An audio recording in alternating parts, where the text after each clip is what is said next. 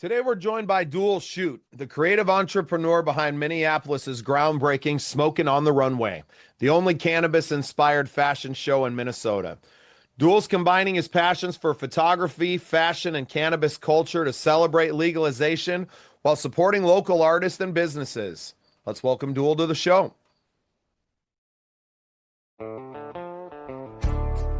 This program is part of the Scene Projects Podcast Network. Scene Project features interviews with independent musicians, comedians, and artists from across the Midwest. Become part of our community and support local art wherever you are.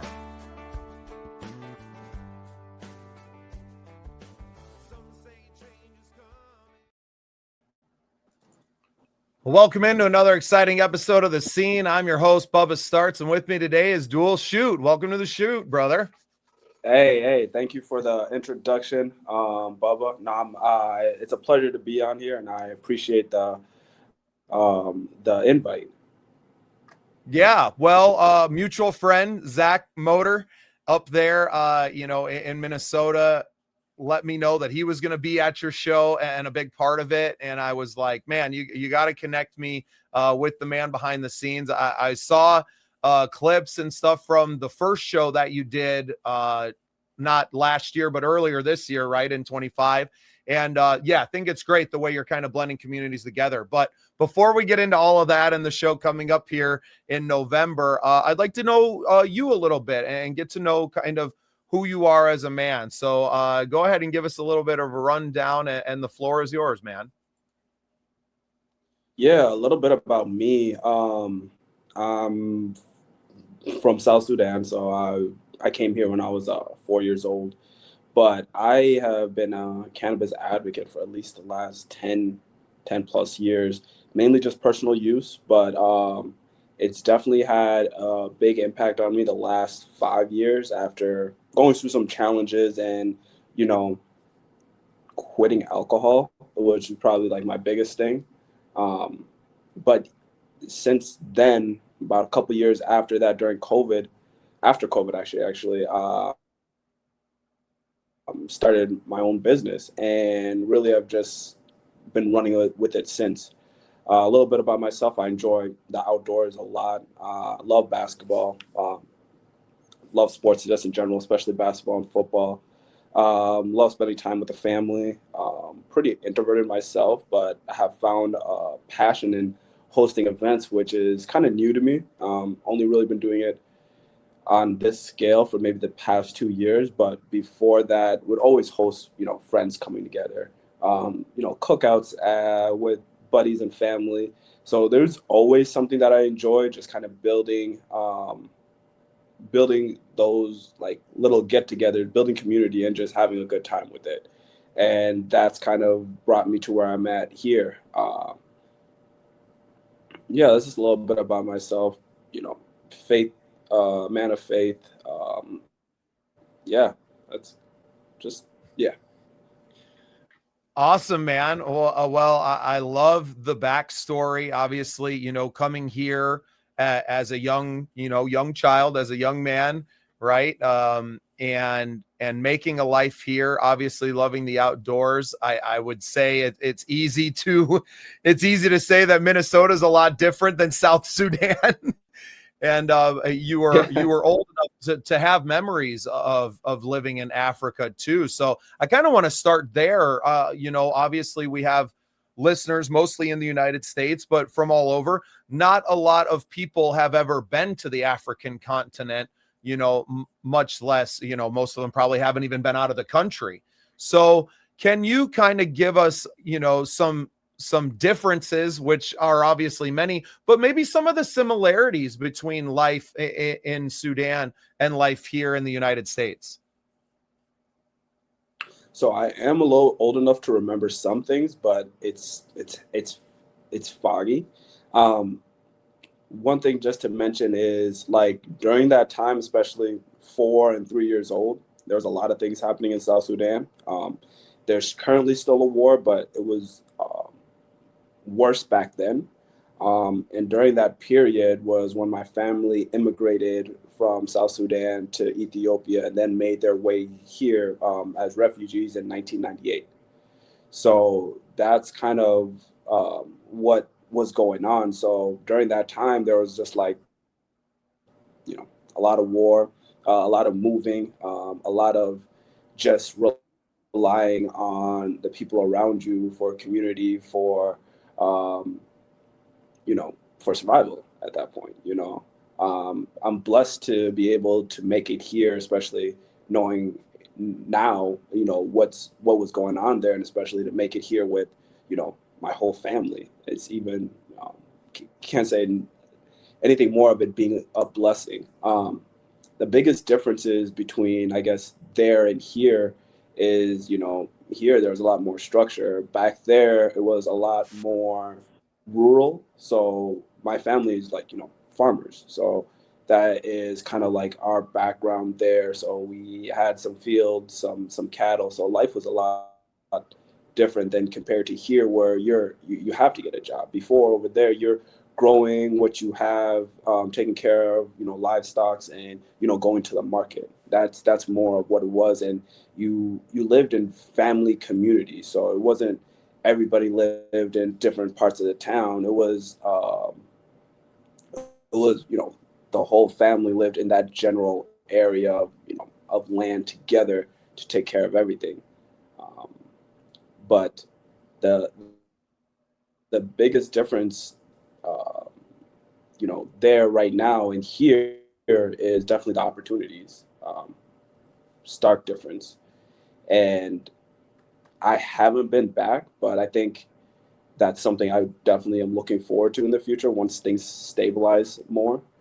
But yeah, those are the biggest difference. But now it's growing, and it's really great to see it grow. I think basketball has helped revitalize it considerably with the South Sudan basketball team, and just a lot of other business opportunities that are starting to come into the region now that the war is not as bad as it used to be.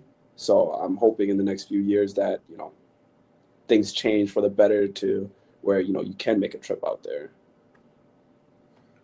do some And things back I'm there. assuming that you have, extended family that still live there. Do you still have contact with some of your family in the area?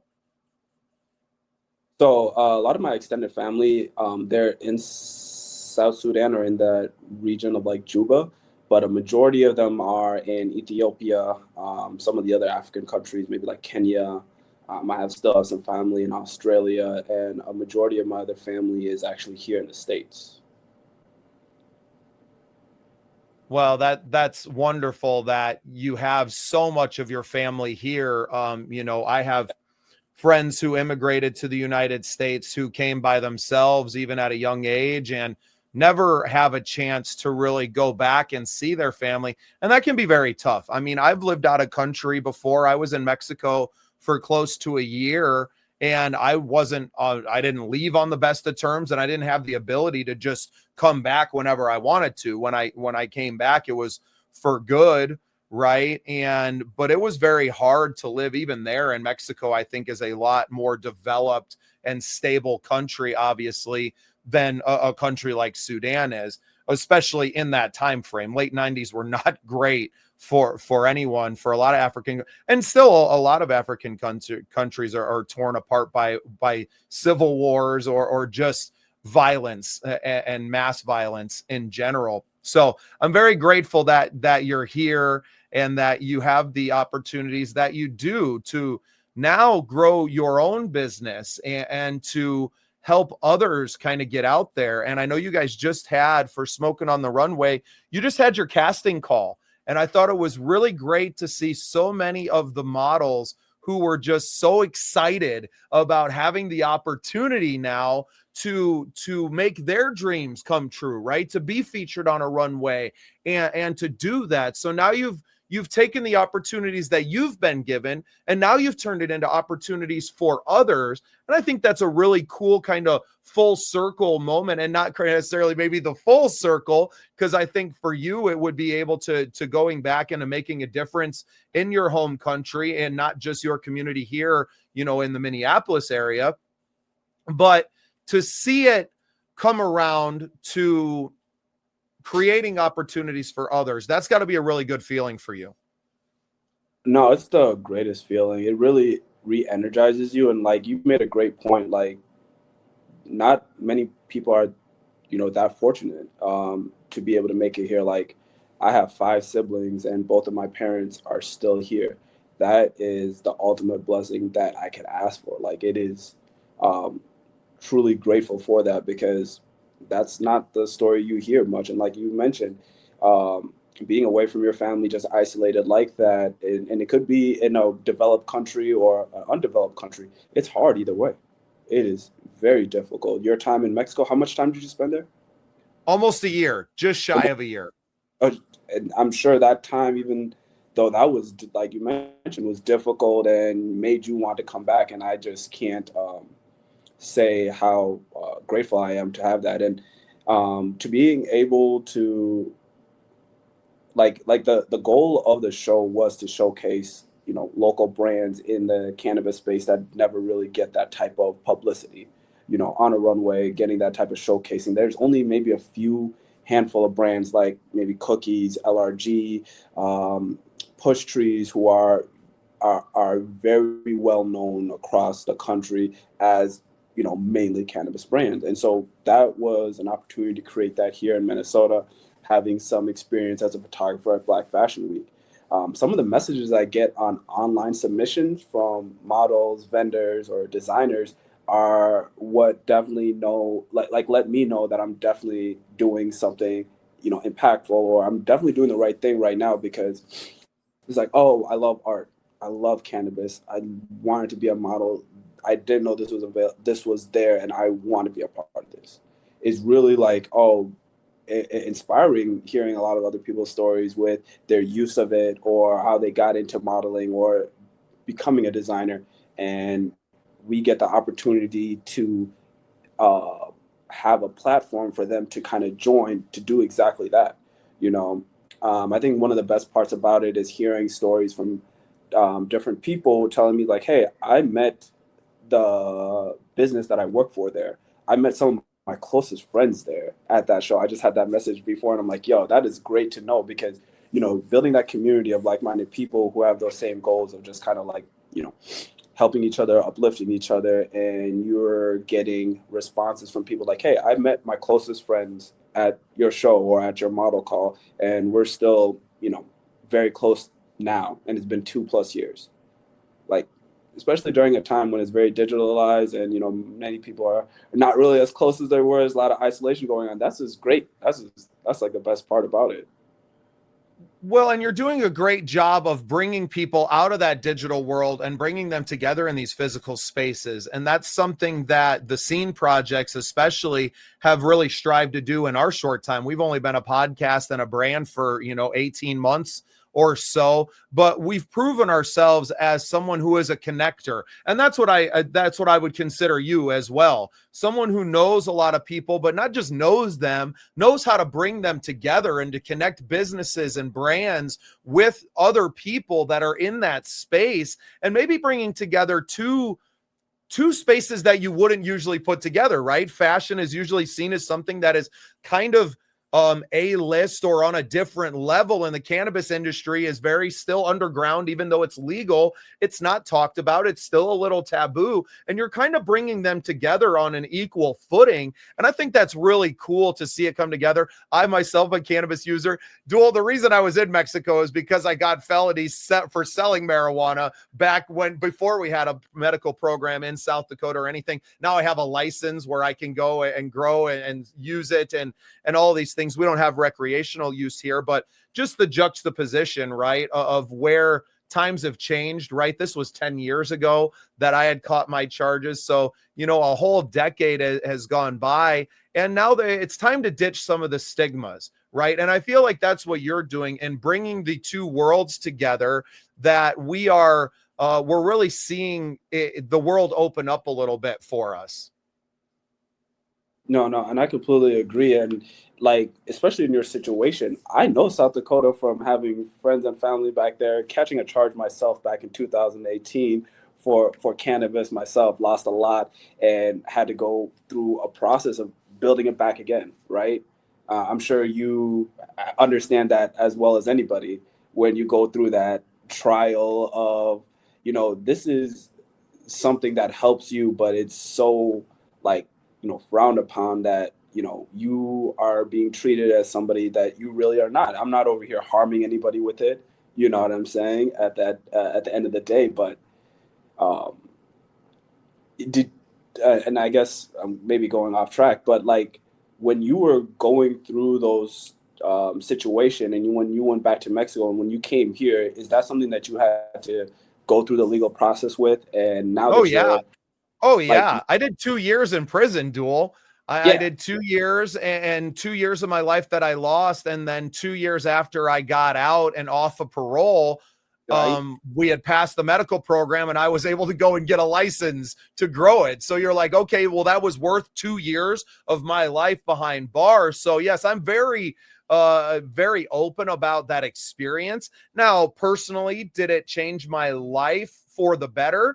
Yes, it did. The 2 years in prison, I learned a trade. I met my wife. A lot of great things happened. So, in one hand, I'm grateful that I turned it into a positive, but also Mhm. that was 2 years of my life away from my children. Of which I had three at the time. That I'll never get that time with them back, right? And I don't think anybody for cannabis use.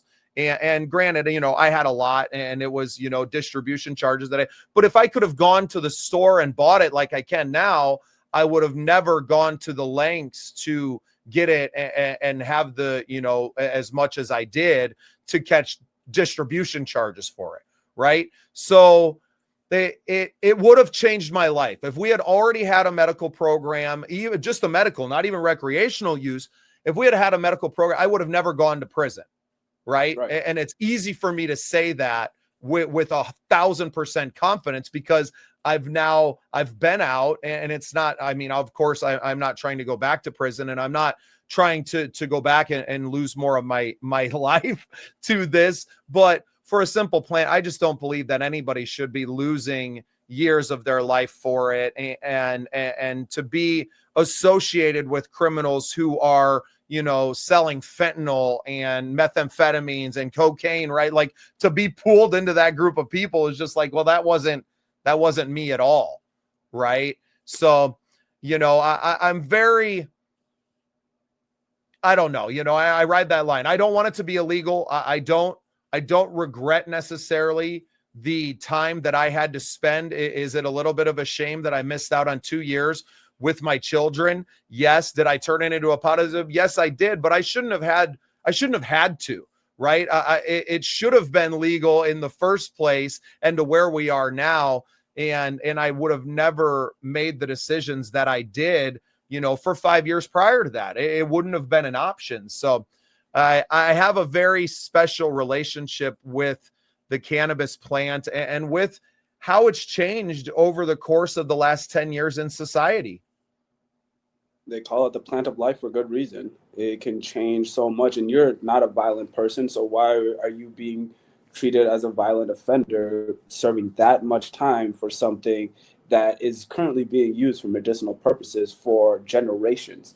Um, People were using it before in every single, how would you say, in every single nation and like civilization before this, cannabis has always been around as a medicinal purpose. So why is it now that you are serving that much time for it, where now that you're out and you see like people are making a living off of it? Why, you shouldn't have to, you shouldn't have had to go through that. What I do commend you for is like what you mentioned. You made it into a positive. I served like maybe about 2 months, and then was on probation for 2 years. you made a positive after that situation, after you lost so much time, like you mentioned, with your family. You didn't become, how would you say, angry about it. You were like, man, that was a terrible experience. I hope nobody else has to go through that. So let me advocate. Let me create something positive out of it. And that's what you're doing right now. And that's, you know, I think that's something that we have similarities on, because um, one thing that I feel like the plant has done a lot for is give people another option for healing. I've seen my mom go through opioids because of back surgery where she couldn't move. So she had to be on pharmaceuticals. And I've seen how destructive that could be. Not into a point where it's like addictive or anything else like that, but it's the fact that she could have had some holistic medicine that could have helped her with those pains, or even had those options. But just the negative stigma against it, people in who are from the 60s or 70s, they saw the war on drugs. They're terrified of cannabis. But now you're starting to see some of the older people accepting it, using it because it's now legal. But they could have had this opportunity the whole time to help alleviate some of those things. But yeah, those are the the fact of the matter is, it is here now, which is great, right? I'm gonna definitely enjoy it for what it is and continue to create these type of opportunities and these type of community events to help showcase the people who are thriving with it. Because everyone that I meet, or a majority of the people I meet, especially in the artistic community, where it's still kind of taboo, but you can have a wine, but you can't have a joint, like, what I'm saying, or like as a soccer mom, or these type of negative connotations around it, like, oh, you're gonna turn into this person, or you're just going to um, be And what I love about now is that because we have the legalization and we've been able to, like, you don't have to smoke cannabis no, anymore no, to get the feeling, yeah, right? Or to get yeah, the good effects of it, right? There's so many THC drinks, and there's topicals, and there's all of these things that we could have been so much further down the line yeah, technologically with the plant and with its not just use, but with its application, right? We're on the tip of the spear now, right? We're just at the tip of the spear, and where it goes from here is anyone's guess, really. We know how hemp can be used. South Dakota is actually the biggest producer of hemp in the country, in the world. So that's something that we take a lot of pride in, but we face all of these stigmas still to this day. And I think it comes down to not just like conferences and sit down meetings where you're educating people. It takes events like yours to really break the stigma, where you can bring two worlds that you wouldn't typically put together and to show that, and to have people start to look at things differently. And that's why I think what you're doing is so important, and why I think we need a lot more events like this. We know that music and cannabis have gone together for a long time, but now to see fashion and cannabis, and then, a lot more things are going to come from this. So I think people seeing your event and getting to know, um, you know, getting to know it as something else, right? Other than a taboo, is so important. So take us into what the show kind of pertains. I'd really like to kind of cover a little bit before I have to let you go today. Like, what are people going to get when they show up on November 9th to Smokin' on the Runway at Hook and Ladder? So this is going to be your first time there. This is going to be our fifth show. So if you've seen any of our content from previously, you're going to get a spectacular show. Some of the most creative designers in Minnesota. One thing that I do want to mention, and congratulations to South Dakota for being the largest hemp manufacturer, because hemp is one of the most sustainable resources there is, especially for clothing. It doesn't have as much waste. It is more durable, so it lasts longer, and it can be applied in so many different ways, from clothing to oils to textiles. And what we're doing there is showcasing that. So most of the designers there, either they work cannabis brands already that are just getting the showcase that they deserve, or they are, it's going to be the high fashion edition. So they're going to be very cut and sew, one of ones, where they are going to put either hemp material into their fabrics and into their pieces, or they're going to have some symbolism or some color that is cannabis related. So now it's getting other designers to really kind of incorporate that into their designs.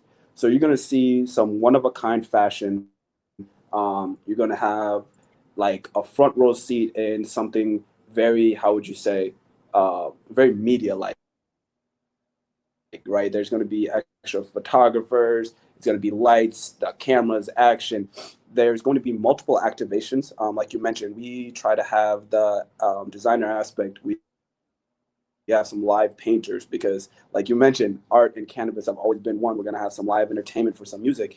And then we're going to actually have those same designers, being able to have tables to for the people coming who want to actually connect with them, who want to get some of their brands. And what we're also going to have is we're going to have outside, we're going to have plenty of Minnesota local brands who are going to be sampling their products. So if you haven't had an edible, if you haven't had a drink before, you can get some education on it, because we'll have some service providers there that can help you. Like, let me give you an example. Kayla Fearing on Healing Fear Consulting.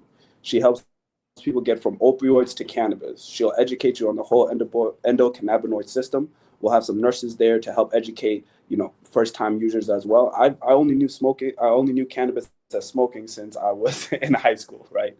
So that's what I've known. But with this, you'll be able to connect with Minnesota brands that have been around for the past 6-10 years, educating people on cannabis, CBD, and you'll be able to actually try their products there, firsthand, and get real education on it, instead of what you probably seeing online, or if you're just kind of curious. That's what I like to say. You're curious about it, you want to see what it's like, and you can go and experience it all. You can go smoke outside. They'll have some people doing samples, and you can really get to experience all four of the activations. You get to enjoy the show, you'll get some education, you'll go enjoy some live artists, some music as well, and really connect with everyone there. And the best part about the show, we have people there from 21 to 60 enjoying the same thing, communicating, building community, and it's all races, and everybody there is there to have a good time with the plant and the community they love. Bringing people together. I would say that cannabis has been doing it for a lot longer, but for the last 2 years, Dual, you've been doing a heck of a job of it. I absolutely love everything I'm hearing about the show. I love that you are bringing not just the fashion and cannabis together, but you're bringing these companies out to educate. So you're bringing people out to entertain. You're giving these designers a chance to talk about their art, not just to see it up there, but to actually communicate with the community. And I think what you're doing is just incredible, man. I can't wait to come up there on November 9th at the Hook and Ladder. It's going to be a fantastic show. We got the ticket link scrolling down there. There will be tickets available on site as well. So if you don't know if you're going to make it or not, you can come up at the last minute and grab those. But you got some real great VIP seating there. So I want to recommend everybody find you on Instagram as well, Smokin on the Runway. And Dual, anything else that you want to plug before I let you go? One more thing that I want to plug in: the Hook and Ladder, a nonprofit arts and community space right now that's been around for the past 10 years. They have done extraordinary work being bringing in the community and being an advocate for the disenfranchised in a way, right? Especially in the arts and theater community, from cannabis to the LGBT community. And one thing that I just want to say is, currently right now they're doing a fundraiser to keep themselves operational for the next 10 years. They currently have it in their bio. If you go to thehookminneapolis.com or the Hook Minneapolis on IG, it's in their bio. If you can donate, I think they're trying to raise $75,000 by the end of October.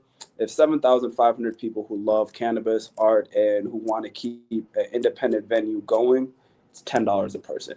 But I just wanted to put that out there to help continue to support them. This is going to be our second show there. I had our anniversary event there, and the Hook has been nothing but the best, partners to work with. They have the greatest staff there, and it's just been a pleasure to work with them. And I want to continue to work with them for a while to go. So if you can share that and, tell a friend, and you can donate what you can, that's all I'm saying. Definitely help them out and can keep having events like this there, because once you see the space, you'll understand why, you want to keep it there. Well, shout out to the Hook and Ladder. I've seen the name a lot, but I didn't realize they were run nonprofit, and it just changes it because they can invite people like us, both of us, that don't have a ton of money to rent a venue and to do these things. But really, we're not trying to make money doing what we're doing. Would it be nice to have expenses paid for? Yes, but usually that largest expense is renting the venue. So Right. working with a place like the Hook and Ladder, huge shout out to them. We will be sharing it on our channels and then helping them to raise some funds. So Dual, thanks for giving me some of your time today, man. It was great to talk about the show. I can't wait to meet you in person in November. And thanks for being part of the scene. Thank you, Bubba. And I just want to get a shout out to the team as well. I know I can't forget about that. There's Kara, there's Nyagag, there's Shamika who's helping out, and so many volunteers and sponsors who have Lake Street Lift was one of our grant sponsors, Foundry Nation, another sponsor there. And the team at Balance, they have always been great, and from the product sponsors as well. So just want to give a last shout out to them before going off. I really appreciate the time, Bubba, and thank you to Zach Motor for the warm introduction and the connection there. And I can't wait to see you at our next show.